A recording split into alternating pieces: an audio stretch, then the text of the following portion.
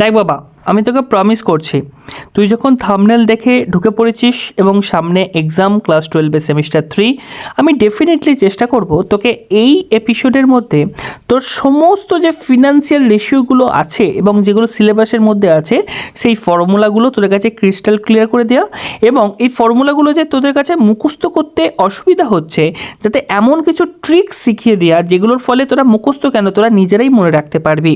এটা part 1। Part 2তে আমরা কিন্তু কি করব, প্রত্যেকটা ফর্মুলাকে ইউটিলাইজ করে কিন্তু একটা একটা করে কি 2-3টে করে প্রবলেম আমরা সলিউশন করার চেষ্টা করব। তো আমি অনুরোধ করব আমাকে অ্যাটলিস্ট 15 মিনিট সময় দে। এই 15টা মিনিটের মধ্যে তোকে আমি সমস্ত কিছু রেশিও আমি বুঝিয়ে দেবো। তো চল শুরু করা যাক। দেখ, ফার্স্ট যেটা রেশিও আমরা দেখছি সেটা হচ্ছে লিকুইডিটি রেশিও। দেখ, লিকুইডিটি কথাটা তোরা নিশ্চয়ই জানিস যে তরলত্ব বা কতটা তরল বিষয় আছে। এবার তরল লিকুইডটা কি? লিকুইড হচ্ছে লিকুইড ক্যাশ, অর্থাৎ কোম্পানির মধ্যে কতটা কারেন্ট অ্যাসেট বা লিকুইড ক্যাশ আছে সেটা যখন আমরা দেখতে চাই তখন কিন্তু আমরা লিকুইডিটি রেশিও আমরা চেক করি। দেখ, লিকুইডিটি রেশিও মূলত কেন মাপা হয় জানিস? তার কারণ হচ্ছে শর্ট টার্ম বেসিসে কোম্পানি তার যে অব্লিগেশনগুলো, অর্থাৎ তার যে ট্রেড পেয়েবেলের টাকা, ট্রেড রিসিভেবল কতটা আছে, এই সমস্ত বিষয়গুলো কতটা সে ইজিলি মুভ করতে পারছে বা কতটা সে অব্লিগেশনগুলোকে ফুলফিল আপ করতে পারছে সেগুলোকে দেখার জন্য কিন্তু আমরা লিকুইডিটি রেশিও চেক করি। আমাদের সিলেবাসে লিকুইডিটি রেশিওর মধ্যে দুটো রেশিও আছে, একটা হচ্ছে কারেন্ট রেশিও, একটা হচ্ছে কুইক রেশিও। দেখ, কারেন্ট রেশিওটা কিন্তু খুব সহজ মুখস্থ করা, তার কারণ কারেন্ট রেশিওর মধ্যে কিন্তু একটা কথা লুকিয়ে আছে, সেটা হচ্ছে কারেন্ট। কারেন্ট মানে হচ্ছে কি এখন বর্তমানে। তাহলে কারেন্টের মধ্যে দুটো কারেন্ট আমরা বুঝি, একটা হচ্ছে কারেন্ট অ্যাসেট, দেখ একটা হচ্ছে কারেন্ট অ্যাসেট আর একটা হচ্ছে কারেন্ট লাইবিলিটিস। তাহলে যখন আমি কারেন্ট অ্যাসেটকে কী করব, কারেন্ট লাইবিলিটিস দিয়ে ভাগ করব, তখনই কিন্তু কারেন্ট রেশিও চলে আসবে। তো এটা খুবই সহজ মুখস্থ করা, কারণ কারেন্টের সাথে কারেন্ট অ্যাসেট, কারেন্ট লাইবিলিটিস লুকিয়ে আছে। দেখ, প্রশ্ন অনেক রকমভাবে আসবে। ম্যাথামেটিক্যাল ইকুয়েশন যখন দেবে, যে ডিফিকাল্ট কোশ্চেন করতে চাই সেখানে কি করতে পারে, সেখানে কারেন্ট রেশিওটা ধর 2 দিয়ে দিল, কারেন্ট অ্যাসেটটাকে ব্ল্যাঙ্ক ছেড়ে দিল এবং কারেন্ট লাইবিলিটিসকে কিছু একটা নাম্বার দিয়ে দিল, দিয়ে বললো যে তুমি কারেন্ট অ্যাসেটকে ফাইন্ড আউট করো।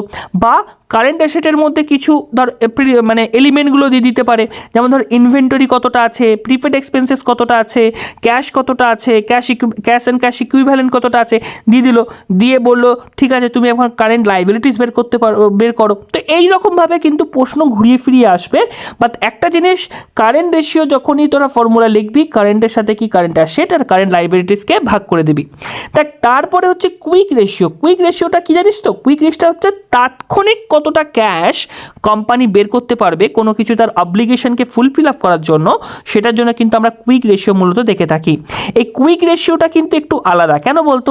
ইনভেন্টরি আর প্রিপেড এক্সপেন্সেস এটা কি বলতো, এটা একটা সময়যোগ্য ব্যাপার, যে ইনভেন্টরিটা কবে তো সেলস হবে তবে গিয়ে তো সেটা কারেন্ট অ্যাসেটে পরিণত হবে, সেটা কিন্তু এখানে কাউন্ট হয় না। যেহেতু কথার মধ্যে আছে কুইক, মানে তাৎক্ষণিক আমি ক্যাশ বের করব, বা কোম্পানি তাৎক্ষণিক পকেট থেকে ক্যাশ বের করে তার যে কোনো অব্লিগেশন, সেটা লোন পে হোক, লেন্ডারদেরকে টাকা মেটানো হোক, মিটিয়ে দিতে পারবে। তো সেখানে কি হয়, আগে আমরা কি করি, কারেন্ট অ্যাসেট থেকে ইনভেন্টরি যেটা পড়ে আছে কোম্পানির এবং প্রিপেড এক্সপেন্সেস অর্থাৎ পূর্ব নির্ধারিত যে খরচগুলো হয়ে গেছে সেটাকে আমরা বাদ দিয়ে দিই, এবং বাদ দেওয়ার পরে তাকে কি করি, কারেন্ট লাইবিলিটিসকে দিয়ে যখন আমরা ভাগ করি তখন কিন্তু কুইক রেশিও বেরোয়। এবং এই কুইক রেশিও কিন্তু একদম অতি দ্রুত শর্ট টার্ম অব্লিগেশনকে কোম্পানি ফুলফিল আপ করতে পারছে কি না সেটা কিন্তু আমরা দেখতে পাই। এরপরে দেখ, যে রেশিওগুলো আছে সেই রেশিওগুলোকে বলা হয় সলভেন্সি রেশিও। আচ্ছা, সলভেন্সি কথাটা কোথা থেকে এসছে জানিস?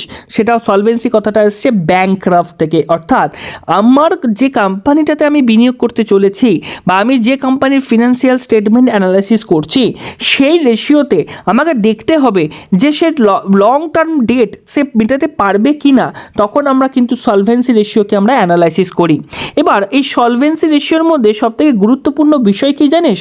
একটা হচ্ছে debt to equity ratio, total asset to debt ratio এবং debt to capital employed ratio. এবার এখানে একটা ট্রিক্স বলি। দেখ, টু কথাটা যেখানে লেখা থাকবে, কি বললাম, টু কথাটা যেখানে লেখা থাকবে সেখানে টু এর আগে যে থাকবে তাকে কি করবি, যখন ফর্মুলা লিখবি তাকে উপরে বসিয়ে দিবি। অর্থাৎ দেখ, ডেট টু ইকুইটি রেশিও, তাহলে আগে কি আছে, ডেট আছে, তাহলে আগে কাকে দেবো, ভাগ করবো কাকে, ডেটকে।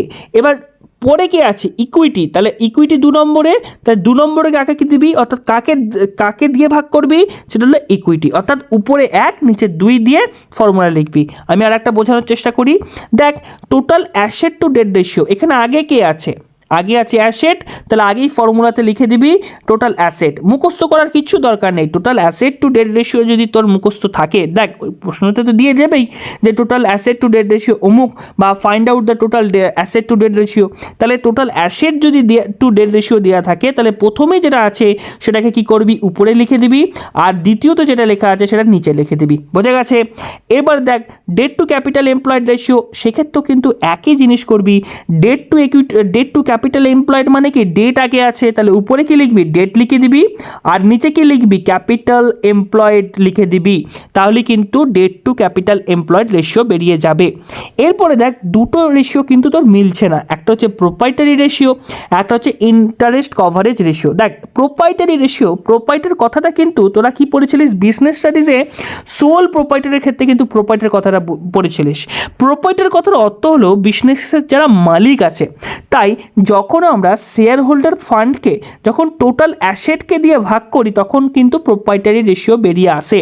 আমি বলবো অবশ্যই এই ফর্মুলাটা কিন্তু তোরা মুখস্থ করে নিবি বা তোরা মনে রাখবি, প্র্যাকটিস করবি, কারণ প্রোপ্রাইটারি রেশিও কিন্তু এই ফর্মুলাটা কিন্তু আমি কোনো ট্রিক্স তোকে দিতে পারবো না, এটা তোকে মনে রাখতে হবে। বাট ইন্টারেস্ট কভারেজ রেশিওর ক্ষেত্রে তোকে কিন্তু অবশ্যই আমি একটা কথা বলবো। দেখ ইন্টারেস্ট কভারেজ রেশিওর অর্থ হচ্ছে যে লং টার্ম ডেটের যে ইন্টারেস্টটা, সেই ইন্টারেস্টটা কোম্পানি পেমেন্ট করতে পারবে কি না সেটা যখন আমরা চেক করি তখন কিন্তু ইন্টারেস্ট কভারেজ রেশিওর সাহায্যে করি।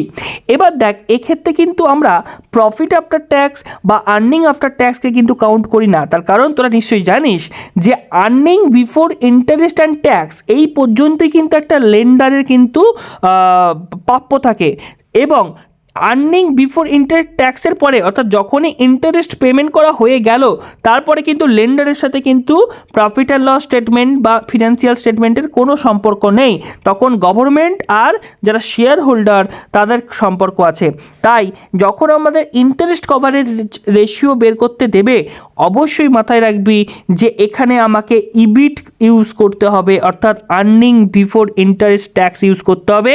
আর যেহেতু ইন্টারেস্ট কভারেজ বলছে অর্থাৎ আমার ইন্টারেস্টটা কভার করতে পারবে কি না যে আমার আর্নিং হয়েছে তার উপর ডিপেন্ড করে, তাহলে আমাকে ডেফিনেটলি ইন্টারেস্ট কত সেটা আমাকে কী করতে হবে নিচে দিতে পারে। এবার দেখ প্রশ্ন এখানে অনেক কিছু জটিল প্রশ্ন করা যেতে পারে।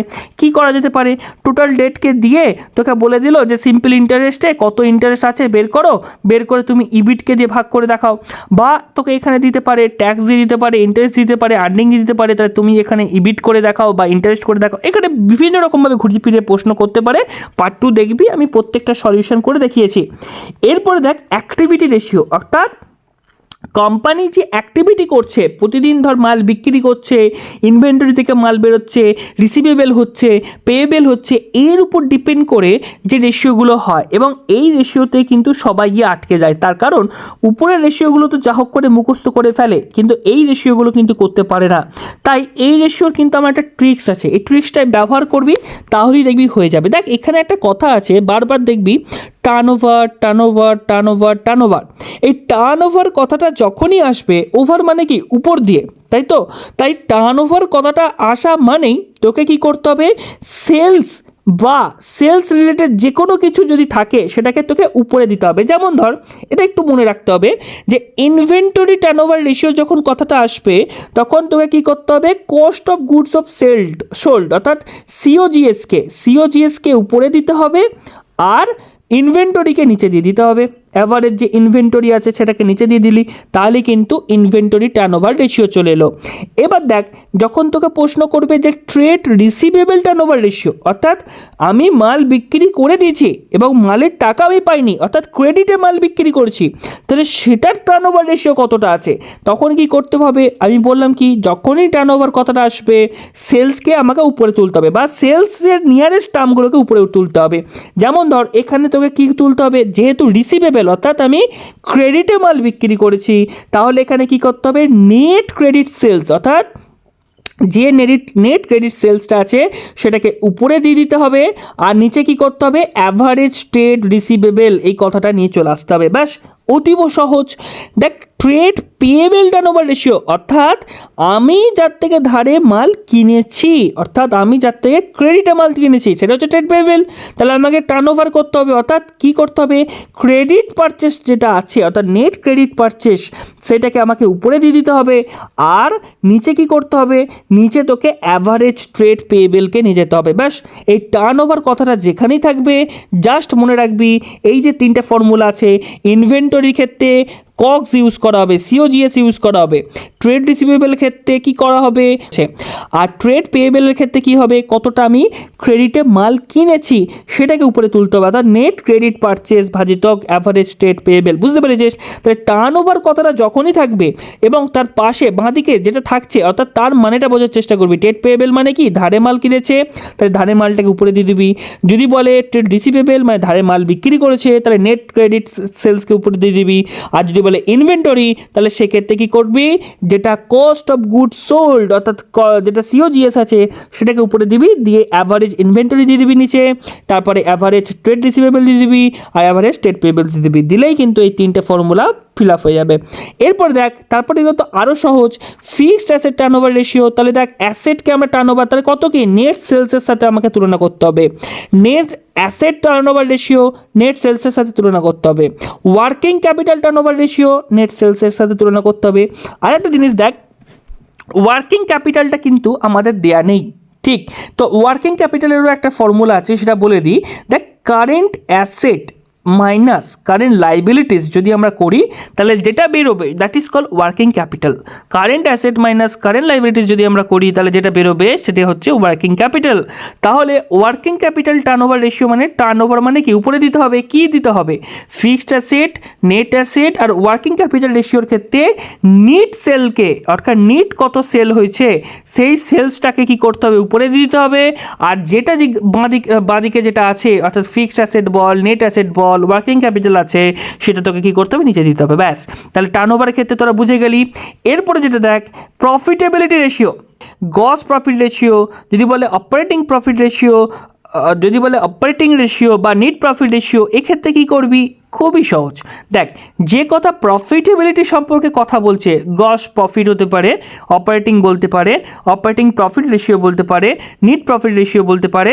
তো এদেরকে জাস্ট কি করতে হবে, উপরেরটা খালি চেঞ্জ হবে বাট নিচে কিন্তু সেম জিনিস থাকবে। কি থাকবে, নিট সেল, নিচে থাকবে কি, নিট সেল মাল্টিপ্লাই 100। বোঝা গেল, নিচে কিন্তু তোর সেম থাকবে। এবার যখন বলবে গ্রস প্রফিট উপরে দিয়ে দিবি গ্রস প্রফিটকে, যদি বলে অপারেটিং কস্ট মানে অপারেটিং প্রফিট তাহলে অপারেটিং কস্টকে উপরে দিয়ে দিবি, যদি বলে অপারেটিং প্রফিট রেশিও তাহলে অপারেটিং প্রফিট রেশিওকে উপরে দিয়ে দিবি, যদি বলে নেট প্রফিট রেশিও তাহলে নেট প্রফিটকে উপরে দিয়ে দিবি। ব্যাস সিম্পল। তাহলে প্রফিটেবিলিটি নিয়ে যদি কোনো কথা বলে, অর্থাৎ আমি বললাম কি গ্রস প্রফিট বল, অপারেটিং প্রফিট বল, নেট প্রফিট, মানে এই প্রফিট কথাটা যেখানে থাকবে আর রেশিও থাকবে চুপচাপ চোখ বন্ধ করবি, নিচে নিট সেলকে দিয়ে দিবি যে কতটা সেল হয়েছে সেটা দিলি আর মাল্টিপ্লাই 100 করে দিলি, দেওয়ার পরে উপরে যেটা বলেছে সেটা খালি জাস্ট লিখে দিবি, তাহলে কিন্তু তোর সূত্র কিন্তু কমপ্লিট হয়ে গেল।